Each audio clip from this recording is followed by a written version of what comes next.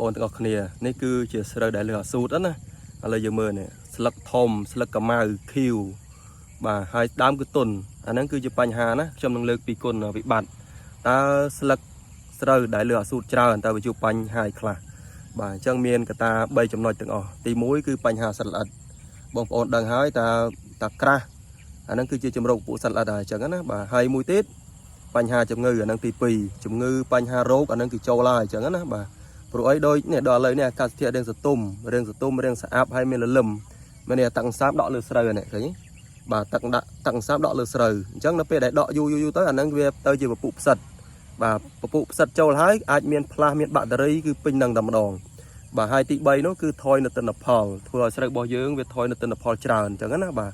ស្រូវក្រាស់មិនប្រកែណាបងស្រូវក្រាស់ដើមទុនលើអាស៊ូតនេះអត់ប្រកែទេផលគឺធ្លាក់ចុះច្រើនបាទអញ្ចឹងអ្វីដែលយើងត្រូវធ្វើបន្តគួរធ្វើម៉េចបាទទី1ហាមប្រើពពុះអាស៊ូតចូល